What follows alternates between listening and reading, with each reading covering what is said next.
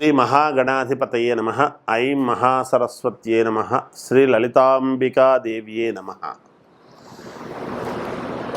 ఈ క్రోధీనామ సంవత్సరము సహజంగా 12 రాసుల వాళ్లకు కూడా ఎలా ఉంటుంది అనేటువంటి దాంట్లో పండుగ రోజు అందరికీ తెలియజేసుకున్నాం.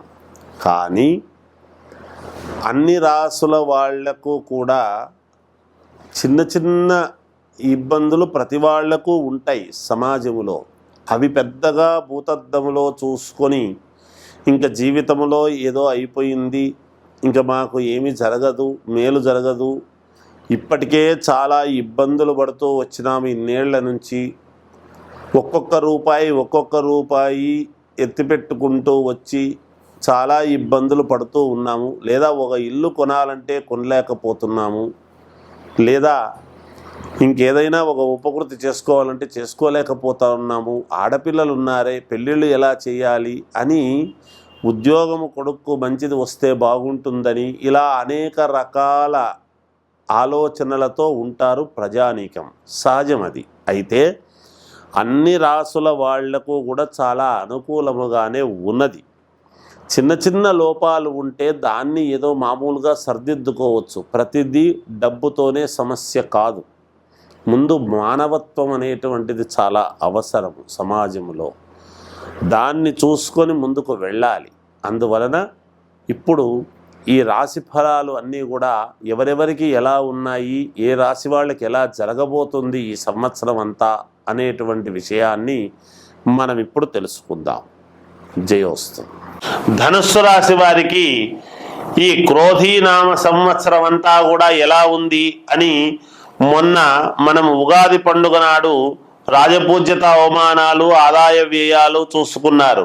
కానీ ఇప్పుడు నేను మళ్ళీ చెప్తున్నాను, ధనుస్సు రాశి వాళ్లకు చాలా అంటే చాలా యోగవంతముగా ఉన్నది.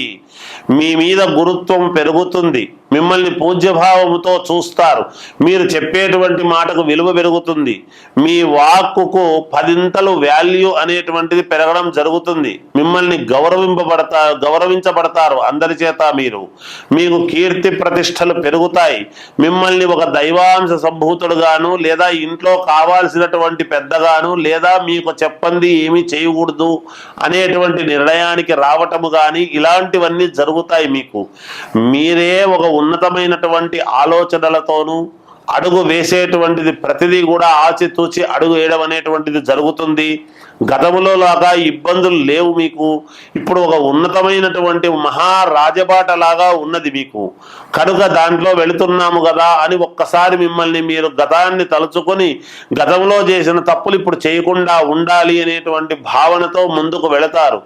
దూరముగా ఉండేటువంటి దూరాలోచనలు మీకు బాగా పనిచేస్తాయి. దగ్గరి ఆలోచన సత్య ఫలితం కాదు.